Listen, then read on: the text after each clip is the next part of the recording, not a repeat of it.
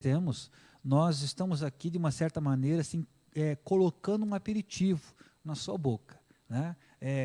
Instigando você a procurar, a pesquisar, a ir para livros, e nós temos livros muito bons que dão base para aquilo que nós vamos falar aqui nesta noite.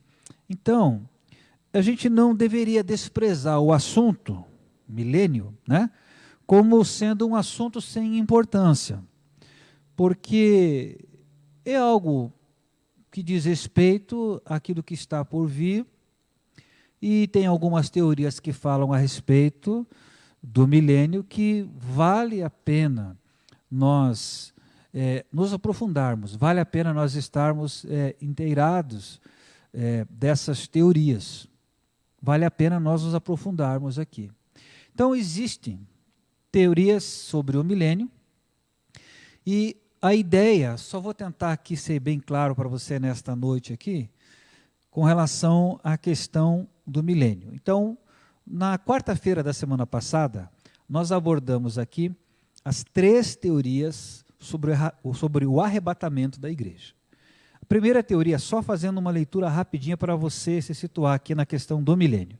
Então, a ideia é que a primeira teoria, a teoria pré, né, é que a igreja ela não vai passar pelo arrebatamento, tem a era da igreja, o tempo da igreja, e antes que comece o período de tribulação, a igreja ela é arrebatada, conforme Tessalonicenses 4,16, primeira, né, Tessalonicenses 4,16, que nós lemos aqui, o Senhor vem nos ares, o Senhor arrebata a igreja, voltando um pouquinho só, os que dormiram no Senhor, né, ressuscitam, nós temos o corpo transformado, nos encontramos com o Senhor. Esse é o arrebatamento antes de começar o período da tribulação. Esse é a teoria, né, que retrata com que a igreja ela não vai passar pelo período da tribulação aqui.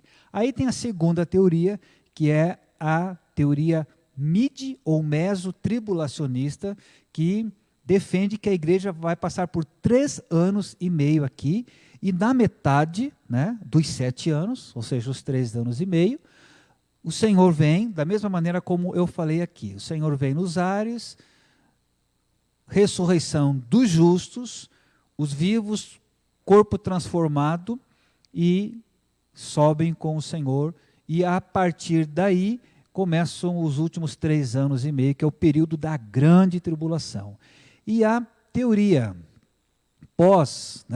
pós-tribulacionista acredita que a igreja vai passar pelos 7 anos, ao longo dos 7 anos a igreja continuará aqui na terra, e após, né, concluídos os 7 anos, o Senhor vem nos ares, os justos são ressuscitados, os vivos, corpos transformados, e o Senhor arrebata a sua igreja.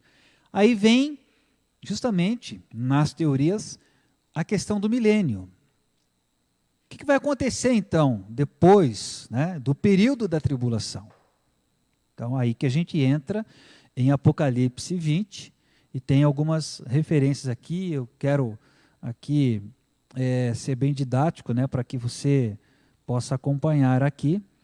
Então, vamos fazer a leitura de Apocalipse 20, porque é a base que nos dá.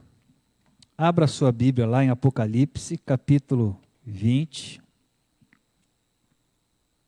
Eu estou usando aqui a versão NAA, que é a Nova Almeida atualizada. Então pode ser que tenha uma diferençazinha aí da Bíblia que você tem, se você não está com a Nova Almeida atualizada. Não tem problema nenhum, porque o significado em linhas gerais é o mesmo. Uma palavra ou outra muda, mas em linhas gerais o significado é o mesmo. Então, ok? Apocalipse, capítulo de número 20. Diz assim: os 1000 anos, a primeira ressurreição. Você pode acompanhar então, diz assim: então vi descer do céu um anjo que tinha na mão a chave do abismo e uma grande corrente. Ele segurou o dragão, a antiga serpente, que é o diabo, Satanás, e o prendeu por 1000 anos. lançou no abismo, fechou e pôs selo sobre ele, para que não mais enganasse as nações até se completarem os 1000 anos. Depois disso, é necessário que ele seja solto por um pouco de tempo. Vi também tronos, e nestes sentaram-se aqueles aos quais foi dada autoridade para julgar. Vi ainda as almas dos que foram decapitados por terem dado testemunho de Jesus e proclamado a palavra de Deus. Esses são os que não adoraram a besta nem a sua imagem, e não receberam a sua marca na testa e na mão, e viveram e reinaram com Cristo durante 1000 anos. Os restantes dos mortos não reviveram até que se completassem os 1000 anos. Esta é a primeira ressurreição. Lembra que eu falei de 2 ressurreições? Então, esta é a primeira ressurreição. Versículo 6 diz, bem-aventurado, ou seja, feliz, né? E santo é aquele que tem parte na primeira ressurreição. Sobre esses, a segunda morte não tem poder. Pelo contrário, serão sacerdotes de Deus e de Cristo e reinarão com ele os 1000 anos. Aí tem aqui o versículo, continuando, o versículo 7, quando diz que Satanás é solto e derrotado. Eu vou fazer a leitura geral para a gente ter todo o cenário e depois a gente vai falar sobre a questão do milênio.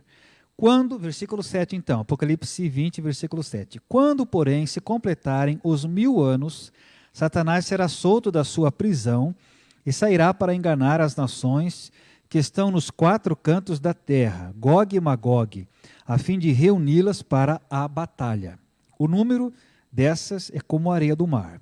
Marcharam então pela superfície da terra e cercaram o acampamento dos santos e a cidade amada. Porém, desceu fogo do céu e os consumiu.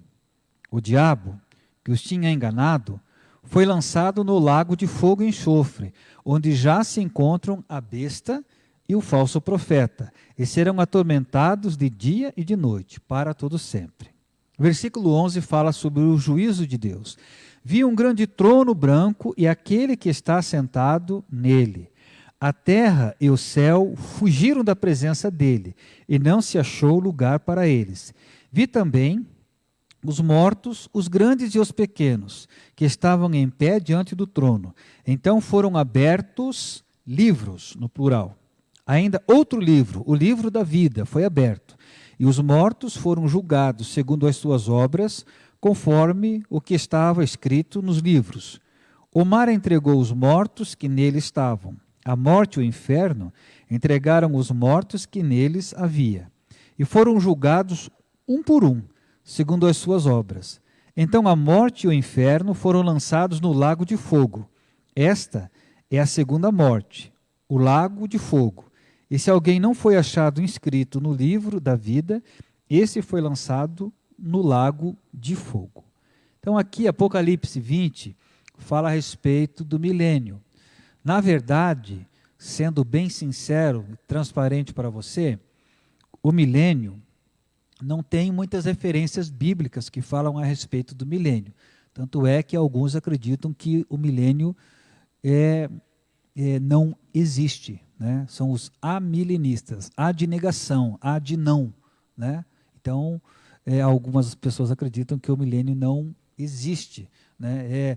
Como Apocalipse é um livro com muita figura de linguagem, é um livro que tem muita simbologia, fica difícil, algumas pessoas, né, creem, fazer assim uma interpretação literal, exatamente como está no livro de Apocalipse, porque tem muitas referências a figuras, animais, a situações realmente que é carregada demais de simbologia.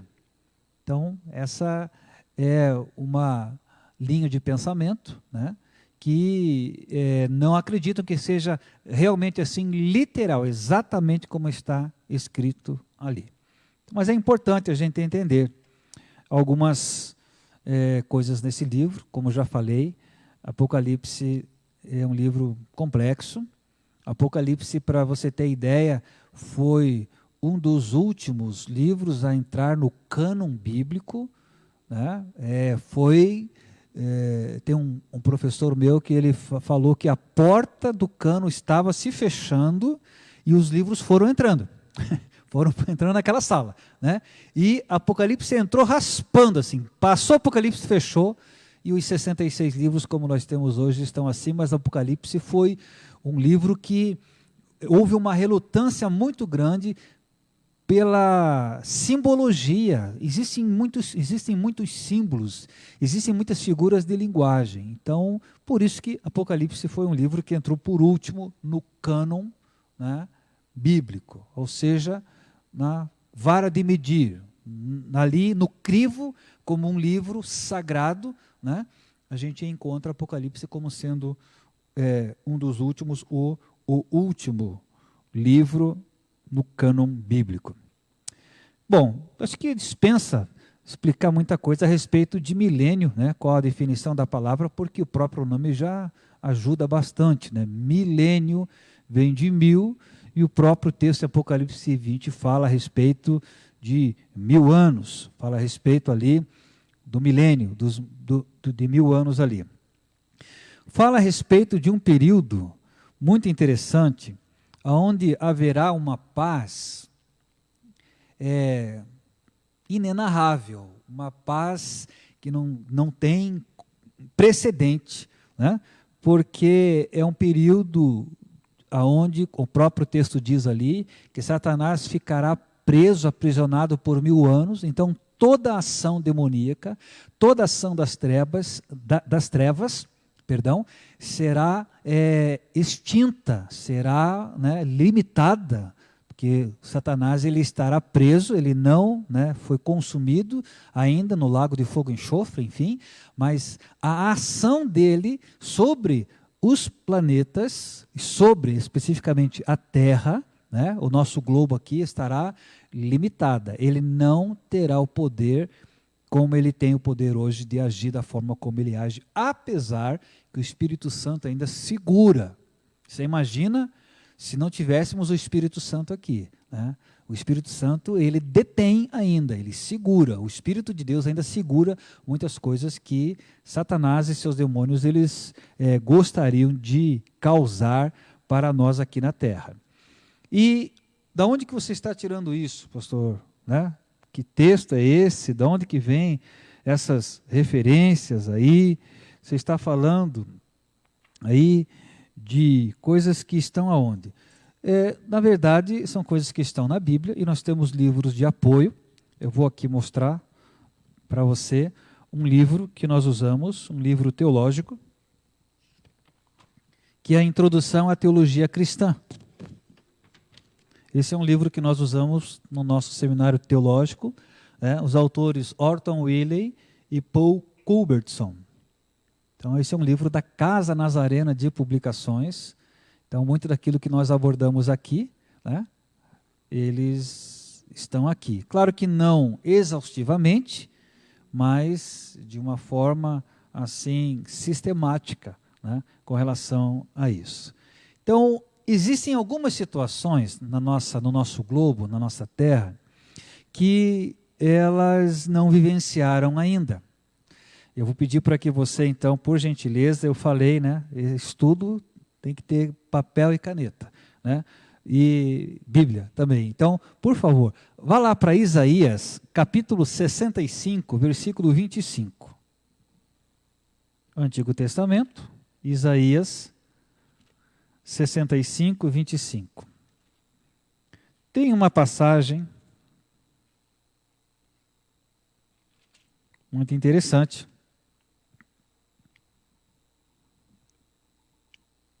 Isaías 65, 25.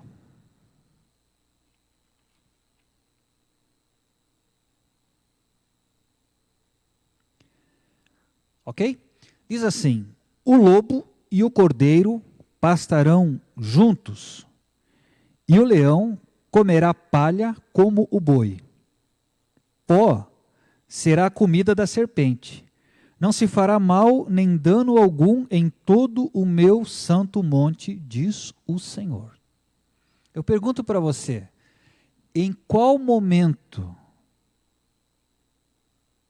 em nossos dias, ou desde que houve, desde o princípio da humanidade, que um lobo e um cordeiro estiveram pastando juntos?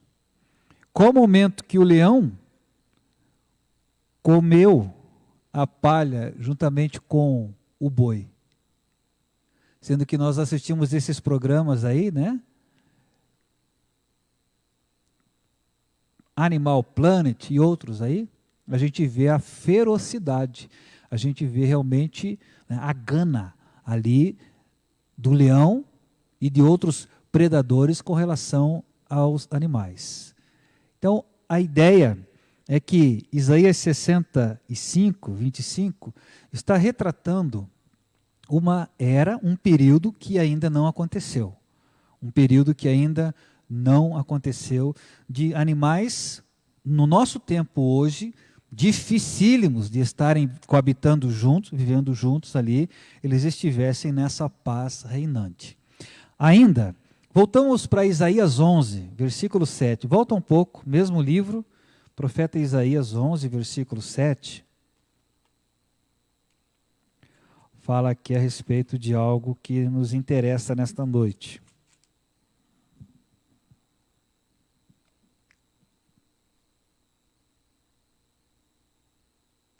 E eu vou pedir para que você acompanhe comigo a partir do versículo 1. Então, Isaías, capítulo 11, versículo 1, diz assim: o reinado de paz. Do tronco de Jessé sairá um rebento, e das suas raízes brotará um renovo. Repousará sobre ele o Espírito do Senhor, o Espírito de sabedoria e de entendimento, o Espírito de conselho e de fortaleza, o Espírito de conhecimento e de temor do Senhor. Ele terá o seu prazer no temor do Senhor. Não julgará segundo a aparência, nem decidirá pelo que ouviu dizer, mas julgará com justiça os pobres e decidirá com equidade o favor dos mansos da terra. Castigará a terra com a vara de sua boca, e com o sopro dos seus lábios matará o perverso. O cinto dele será a justiça, e a verdade será a faixa na cintura. Versículo 6. O lobo habitará com o cordeiro, o leopardo se deitará junto do cabrito, o bezerro, o leão novo e o novilho gordo andarão juntos, e um pequenino os guiará. Versículo 7. A vaca e a ursa pastarão juntas, e as suas crias juntas se deitarão, e o leão comerá palha como o boi. A criança de peito brincará sobre a toca da cobra, e o já desmamado meterá a mão no ninho da serpente. Versículo 9. Não se fará mal nem dano algum em todo o meu santo monte, porque a terra se encherá do conhecimento do Senhor, como as águas cobrem o mar. Pergunto para você, qual o momento que nós vivemos isso nessa terra? Em qual era que nós vivemos isso nessa terra? Então aqui, convém explicar que essa porção que nós lemos, Isaías 11, do 1 ao 9, fala a respeito de algo que já aconteceu, que é o rebento aqui, do tronco de Jessé sairá um rebento, e das suas raízes brotará um renovo. E aqui o versículo 2 fala sobre o Espírito do Senhor, repousará sobre ele, o Espírito de sabedoria, de entendimento, o Espírito de conselho, fortaleza, o Espírito de conhecimento e de temor do Senhor. Ele terá o seu prazer no temor do Senhor. Aqui está falando a respeito de Jesus Cristo já. Aqui está falando a respeito da vinda do Messias. A partir de alguns versículos mais para frente, e mais especificamente aqui o versículo 6, já está falando algo que não aconteceu.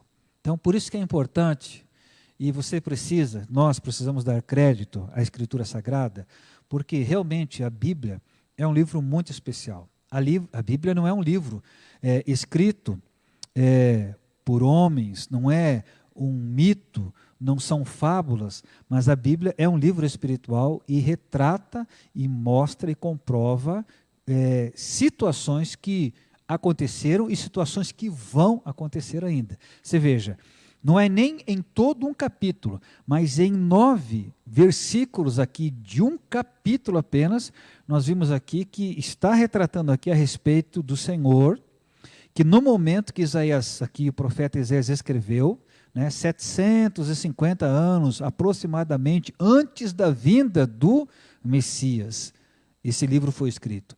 Então, era uma profecia a respeito da vinda do Senhor Jesus Cristo, e o livro é tão extraordinário que está falando a respeito de coisas que em pleno 2020 não aconteceram ainda, como é o caso aqui do lobo habitando com o cordeiro, leopardo deitando com o cabrito, bezerro com o leão novo. Você imagina, tenta visualizar uma cena dessa em nossos dias hoje, todos esses animais aqui no mesmo lugar. Imagina se reinaria a paz que retrata estes versículos aqui.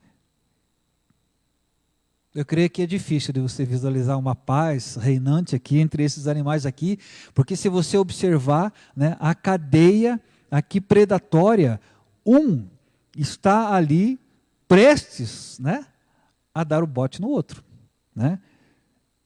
Aonde que uma ursa vai conseguir viver de uma forma tranquila com uma vaca? Aonde que um leão novo vai conseguir viver aqui com o novilho gordo, andando juntos? Que o versículo 6 fala assim, o leão novo e o novilho gordo andarão juntos. De que forma, de que jeito? Então, a argumentação que se tem é que aqui está se tratando a respeito do milênio, a respeito de um período onde haverá uma paz na terra de uma maneira muito especial, aonde, de fato, a ferocidade dos animais ela foi tirada da terra. Antes da queda, voltando um pouco, e bastante, antes da queda, os animais, eles não seguiam essa cadeia predatória que nós temos. Nós sabemos que pela queda, Adão sofreu, Eva sofreu, a terra sofreu, os animais sofreram também. Então, a partir daquele momento ali, houve um descompasso na terra e afetou diversas espécies, e entre elas os animais também. O que ocorre é que a partir da queda aconteceu isso, persiste até os nossos dias de hoje, e a ideia da teoria do milênio, estamos falando aqui sobre teoria sobre o milênio, fala que essa ferocidade da terra, ela foi tirada. Fala que, de uma maneira muito especial, os animais eles habitarão juntos e nós passearemos entre os animais ferozes, que hoje nem não passa na cabeça de nenhuma pessoa lúcida, passear, entrar numa jaula de um leão ali, a não ser que queira se matar mesmo. Então, é importante entender que na teoria do milênio haverá um período realmente de plena paz, haverá um período muito especial.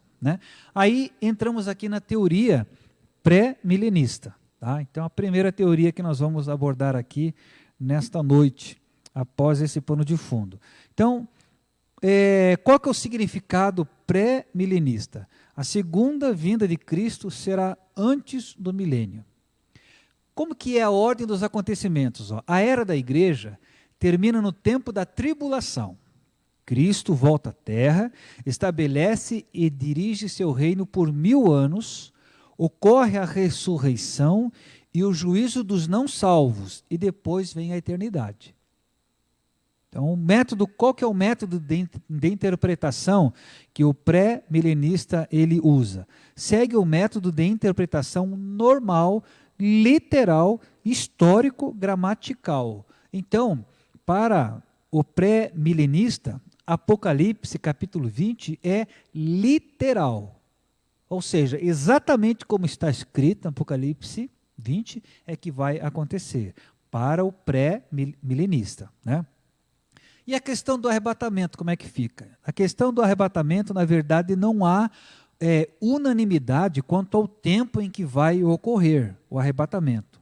pode ser dividido em pré-tribulacionista, antes da tribulação, pós-tribulacionista, né, arrebatamento após a tribulação, ou mid ou meso, tribulacionista, o arrebatamento no meio da tribulação. Então é importante separar bem aqui a questão aqui que estamos falando hoje sobre as teorias sobre o milênio, tá? E a diferença entre a questão da tribulação, pré-tribulacionista, mid ou pós-tribulacionista com relação ao arrebatamento da igreja. Tá? Então é bem importante que fique bem claro aqui. Nós falamos na quarta-feira da semana passada sobre as teorias do arrebatamento da igreja. Nós estamos falando hoje sobre as teorias sobre o milênio. O pós-milenista, qual que é a ideia do pós-milenista? O significado. A segunda vinda de Cristo se dará depois do milênio. Pós-milenista. A segunda vinda de Cristo se processará depois do milênio. Então, quais são as ordens dos acontecimentos dos pós-milenistas?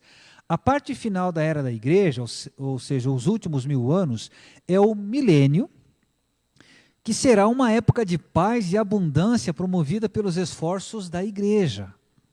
Depois disso, Cristo virá, haverá a ressurreição e depois o juízo e a eternidade. Então, esses são os pós-milenistas.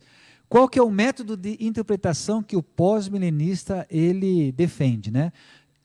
No caso, é amplamente espiritualizada no que tange a profecia.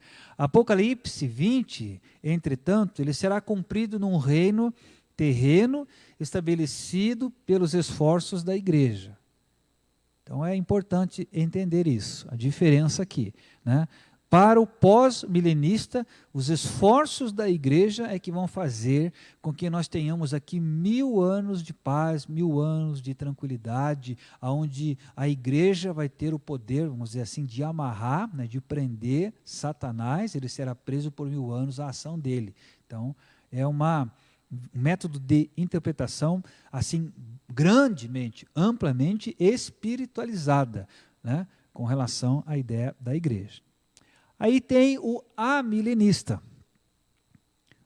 Amilenista, a segunda vinda de Cristo se dará no fim da época da igreja e não existe um milênio na terra. Como eu falei aqui, né, a significa negação, né? Então, amilenista, não milênio, não tem milênio. Então, não existe um milênio na terra e, estritamente falando, os amilenistas creem que a presente condição dos justos no céu é o milênio, e que não há ou haverá um milênio terrestre. Qual a ordem dos acontecimentos para o amilenista? A era da igreja terminará num tempo de convulsão. Cristo voltará, haverá ressurreição e juízo gerais e a eternidade. Aí qual que é o método, então, né, do amilenista, o método de interpretação? A interpretação amilenista espiritualiza as promessas feitas a Israel como nação, dizendo que são cumpridas na igreja. De acordo com esse ponto de vista, Apocalipse 20 descreve a cena das almas nos céus durante o período entre a primeira e a segunda vinda de Cristo.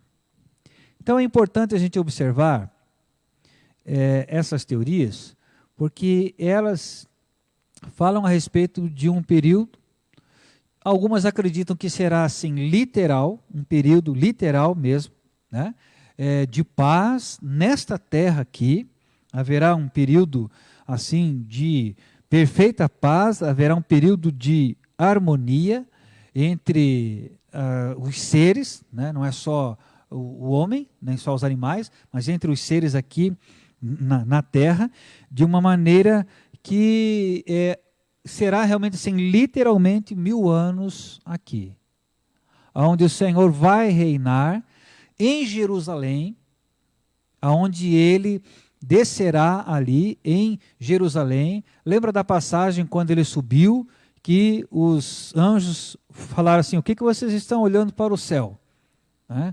Esse Jesus, quem vocês viram subir, da mesma maneira como vocês viram subir, ele voltará aqui mesmo, né, ali no Monte das Oliveiras ali, e reinará. Então é interessante porque nós estamos aqui, não sei se você está conseguindo entender, nós estamos montando um quebra-cabeça com esses encontros nossos aqui.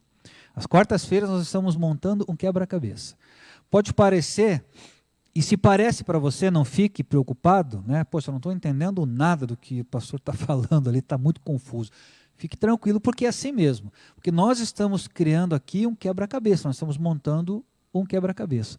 E nós começamos, né, geralmente por um canto, né, um dos 4 cantos de um quebra-cabeça ali, e nós vamos criando, né, um panorama, e depois as peças elas vão tendo um maior significado, uma maior importância. Quando a gente vê, né, as peças montadas, encaixadas, a gente, agora eu entendi aqui.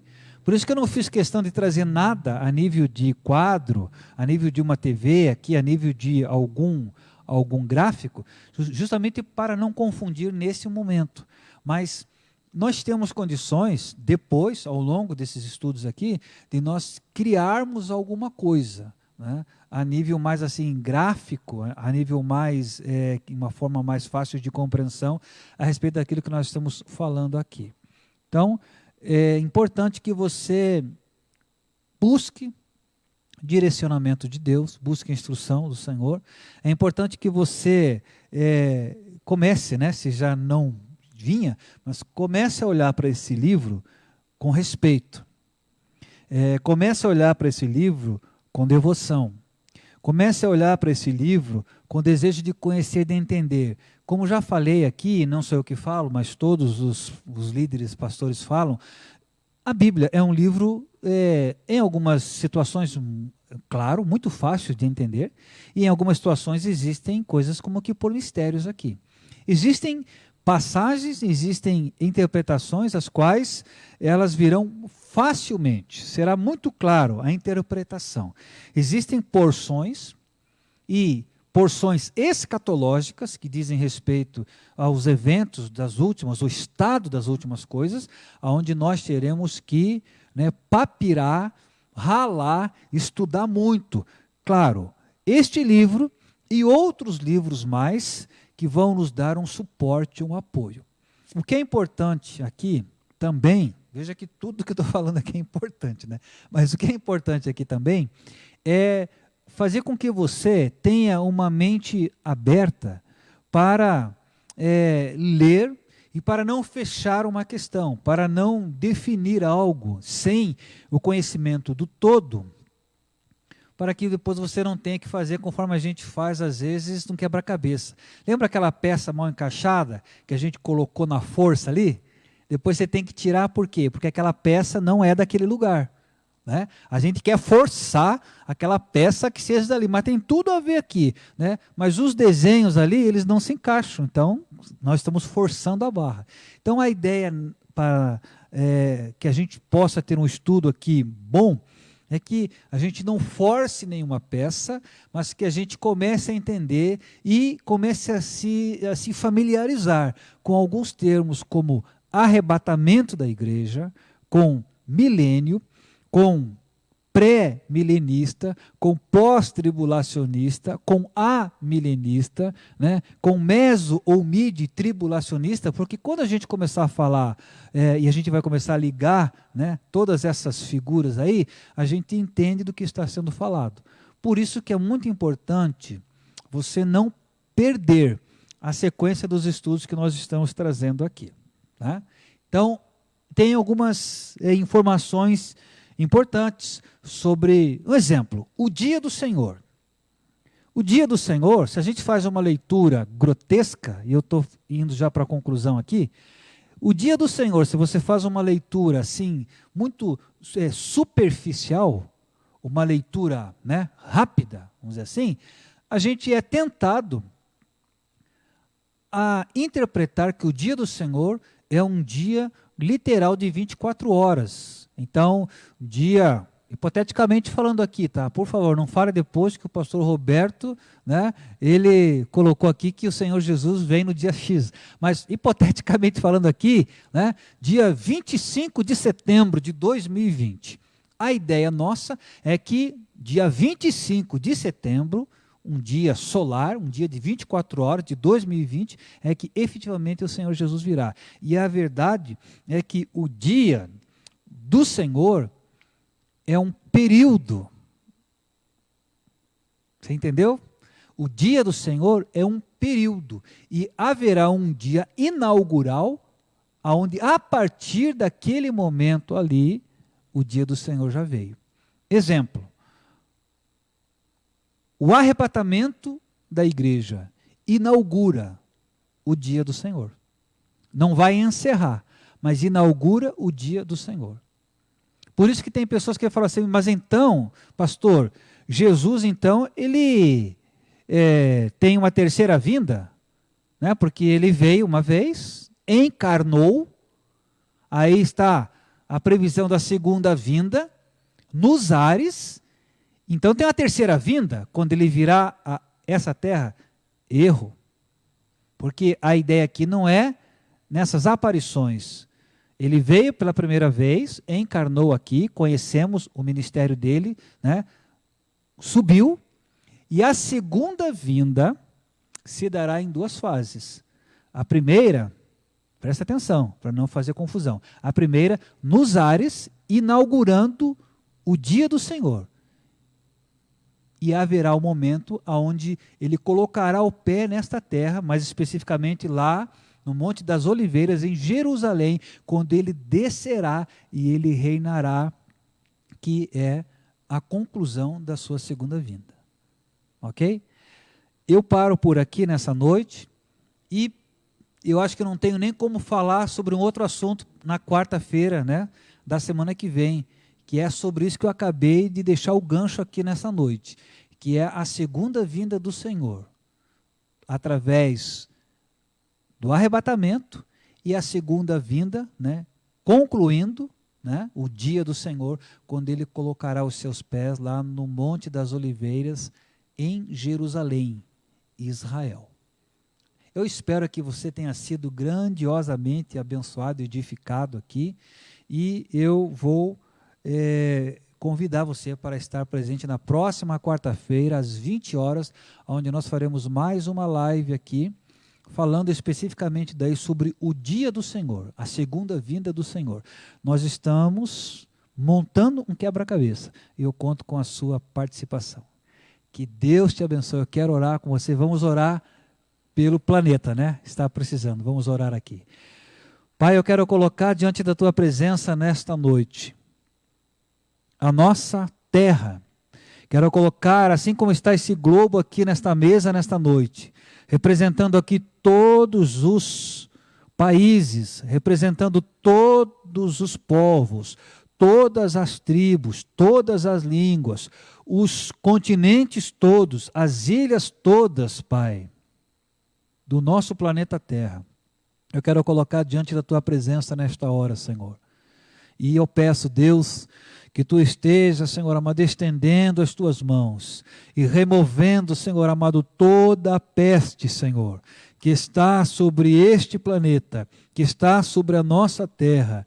Senhor, milhares e milhares de pessoas já morreram por conta desta pandemia, por conta deste coronavírus. E nesta hora, Senhor, após esse estudo, nós colocamos na tua presença, Senhor amado, todos os países, todas as nações e pedimos, Deus, cura a nossa terra, cura o nosso país, cura a nossa América do Sul, cura América do Norte, América Central, Europa, Ásia, Oceania. Pai, cura, Senhor amado, todos os continentes, Deus, que tu esteja agindo poderosamente. Nós colocamos na tua presença neste momento, Pai, os milhares, Pai, e milhares de profissionais da área da saúde que estão espalhados pelo mundo inteiro. Pai, nós colocamos na tua presença agora este médico, esta médica, que está, Senhor amado, nessa UTI, que está agora cuidando, Senhor amado, desta pessoa, que está ali, Senhor amado, entre a vida e a morte. Pai, não permita que esse médico, que essa médica seja contaminado, não permita que algum protocolo, algum procedimento seja quebrado ali, seja rompido, Senhor amado, ali, e essa pessoa, Senhor amado, seja contaminada, e pedimos que Tu esteja curando agora também, essa pessoa que está nessa unidade de terapia intensiva, essa pessoa que está, Senhor amado, respirando por aparelhos, essa pessoa, Deus, que está inconsciente, que está num coma induzido, que já foi feito, Senhor amado, ali, Pai, ali procedimentos ali, Senhor amado, já, Senhor amado, estão ali, Senhor amado, tentando, Senhor, através de uma medicação fortíssima, Senhor, para que essa pessoa, Senhor, saia do vale da sombra da morte. Nós colocamos na Tua presença neste momento e pedimos, Deus, derrame do Teu poder, derrame da Tua graça, não cansamos de orar pelas nossas autoridades, Pai, colocamos na Tua presença, Senhor, desde o presidente da República Federativa do Brasil, até o prefeito da menor cidade deste país enorme, imenso, e pedimos, Deus, dá sabedoria, dá entendimento, Senhor. Estamos, Senhor amado, passando por uma pandemia, mas estamos passando também, Senhor amado, por um momento político complicado no Brasil.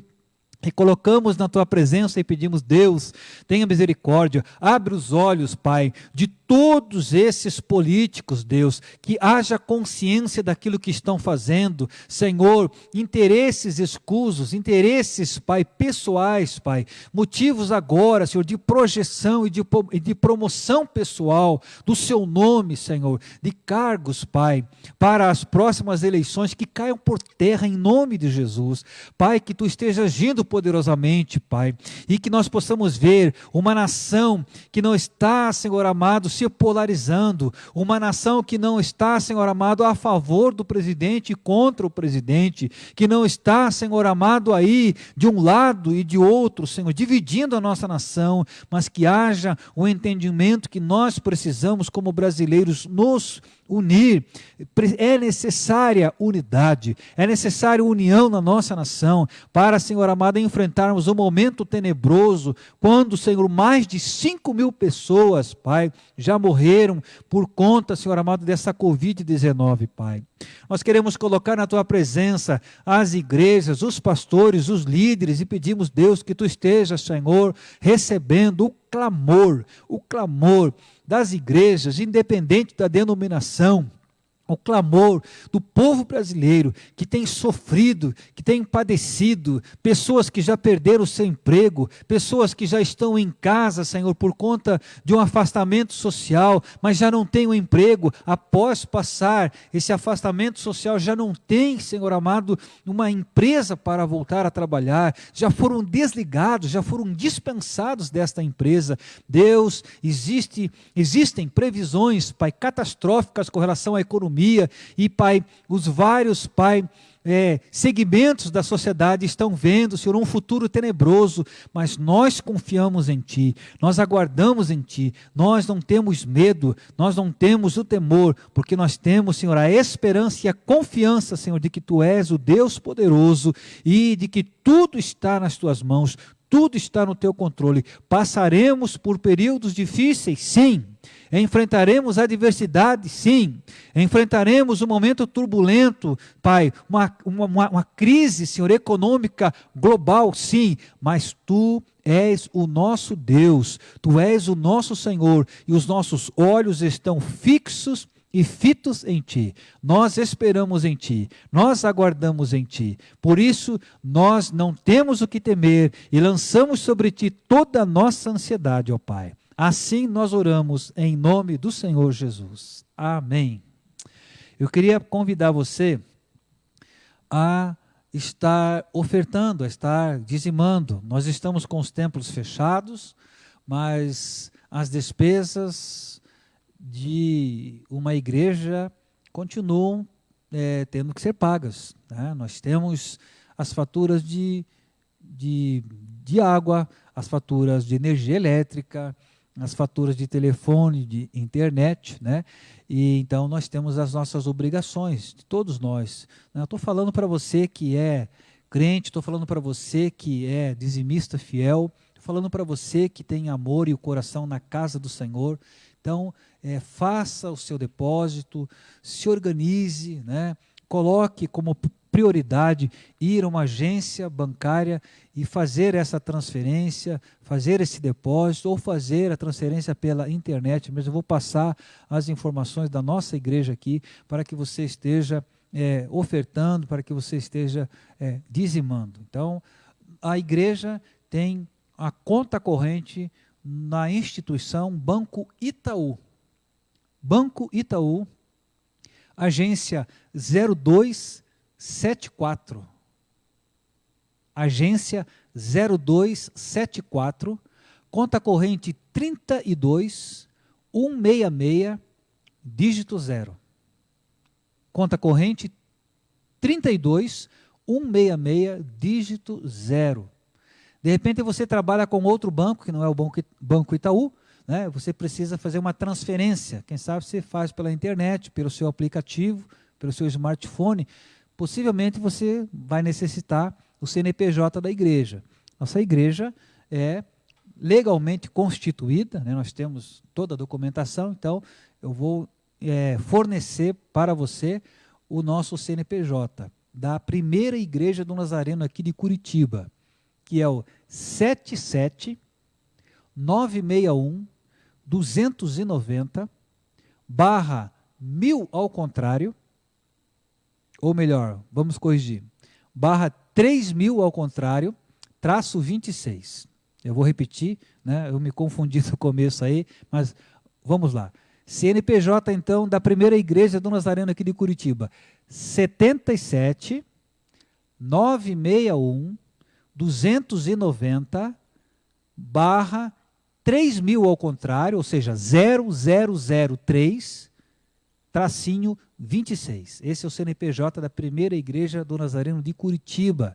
Estamos aqui, Avenida Presidente Kennedy, 1715, no bairro Vila Guaíra, em Curitiba, capital, né, aqui do estado do Paraná. Eu convido você para estar nos acompanhando, nos seguindo nas redes sociais. E convido você para que esteja conosco, acompanhando essa série de estudos aqui escatológicos, na próxima quarta-feira, às 20 horas, através do Facebook da Primeira Igreja do Nazareno de Curitiba.